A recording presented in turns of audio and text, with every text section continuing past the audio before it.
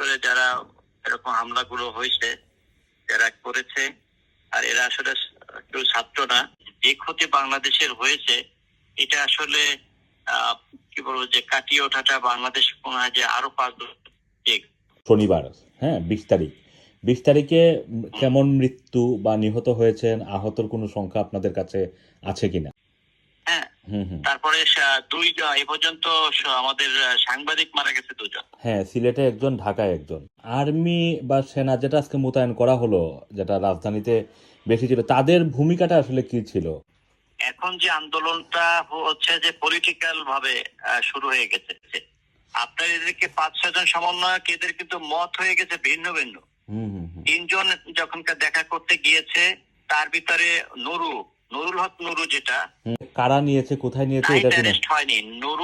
নুরুর বিষয়টা কিন্তু night arrest হয় না। হ্যাঁ, আপনাদের তো এখন বাংলাদেশ সময় অলরেডি 21 জুলাই হয়ে গিয়েছে এবং এখন তো রাত 2টা আপনাদের, মধ্যরাত বা Right. তো এখন কি অবস্থা? আপনি কোন এলাকায় থাকেন? আপনি বাসা থেকে কি বুঝতেছেন? ইলেকট্রিসিটি আছে কিনা? মানে সিচুয়েশনটা কি? ইলেকট্রিসিটি নিয়ে কোনো সমস্যা নেই। ঘটনা হচ্ছে যে ছাত্রদের যে আন্দোলনটা শুরু হয়েছে, শুরু হওয়ার পর থেকে ছাত্ররা প্রথম আন্দোলনটা করেছে, কিন্তু এর পরে ছাত্ররাদের ভিতরে সেই আন্দোলনটা নেই। এখানে আসলে পলিটিক্যাল বিষয়টা, বিশেষ করে বিএনপি ছাত্র দলের, তারপর হচ্ছে যে জামাতের ছাত্র শিবিরের, এই যে পলিটিক্যাল এরা জড়িয়ে পড়ার কারণে ছাত্ররা মাঠে নাই। এখন যে ঝামেলাগুলো হচ্ছে সেটা হচ্ছে সরাসরি ওই বিএনপি জামাতের সমর্থক যারা আছে এবং ওদের ছাত্র সংগঠন গুলো আছে, এরাই এখন ইয়েগুলো করতেছে। আপনি কেউ কোথাও ছাত্র বলতে খুব মাঠে নাই। আজকে সারাদিন তো জার্নালিস্ট হিসাবে আপনি তো ঢাকায় বের হওয়ার সুযোগ নিশ্চয়ই হয়েছে। আপনি কি দেখলেন 20 তারিখ সারাদিন? আপনি ঢাকায় কোন কোন এলাকায় গেলেন, কি দেখলেন? আসলে ইয়েতে আমাদের এখানে তো কারফিউ জারি হয়েছে, যার কারণে আর্মির এখানে আর্মি আছে ফিল্ডে।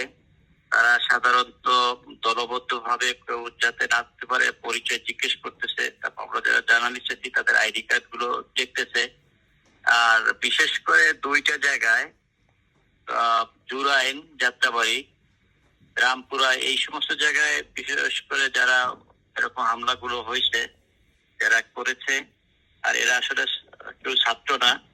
ওই সমস্ত জায়গায় যাদেরকে দেখেছি যে একেবারে তারা রাস্তাঘাট মানে পুরো একেবারে কিছু রাখে নাই, ভাঙচুরটা দিয়ে। ওখানে প্রশাসন একেবারে নিয়ন্ত্রণে নিয়ে এনেছে আজকে, যে তারাও ওই মানে মোটামুটি এখন পরিবেশটা প্রশাসনের নিয়ন্ত্রণে আছে। আচ্ছা, সরকারি স্থাপনা অনেক আজকে নাকি ক্ষতিগ্রস্ত হয়েছে ঢাকায়, বিশেষ করে মেট্রো রেল।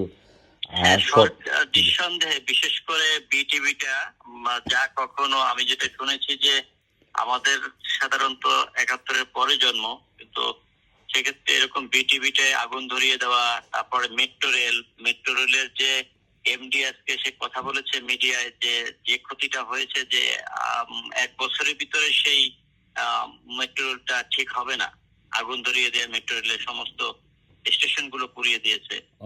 তারপরে আপনার বড় ধরনের ক্ষতি যেটা ইয়েতে হয়েছে মেট্রো রেল এবং বিটিভি। তারপর হচ্ছে যে আপনার বিভিন্ন বিল্ডিং গুলোতে ধরে ধরে আগুন দিয়ে দিয়েছে, কোথাও রাখে নাই। তারপর আপনার ফ্লাইওভার গুলোতে, টোল প্লাজা গুলোতে, সেখানে গুলো সব পুড়িয়ে দিয়েছে। যে ক্ষতি বাংলাদেশের হয়েছে এটা আসলে কি বলবো, যে কাটিয়ে ওঠাটা বাংলাদেশ মনে হয় যে আরো 5 ঠিক। আজকে তো আমরা যেটা পাচ্ছিলাম বিভিন্ন গণমাধ্যমে, যেমন বিবিসি বলছে যে ঢাকায় 10 জন মারা গিয়েছে।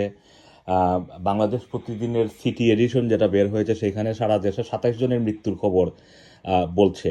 আপনি আপনার পত্রিকা অথবা আপনারা কি জানেন, মানে কতটুকু আজকের যে এই যে মানে যে দিনটা গেল শনিবার, হ্যাঁ, 20 তারিখে কেমন মৃত্যু বা নিহত হয়েছেন, আহতর কোনো সংখ্যা আপনাদের কাছে আছে কিনা?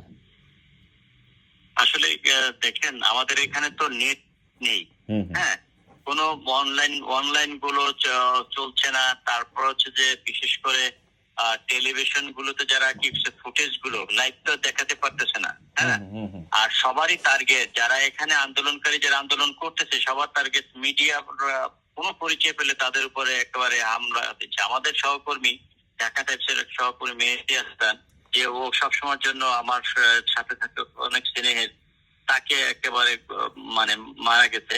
এখন এই যে হামলাকারীরা ওদের আক্রমণটা মিডিয়ার উপরে বেশি, সাংবাদিক পরিচয় পেলেই একেবারে ওরা কিন্তু তার আঘাত করতেছে।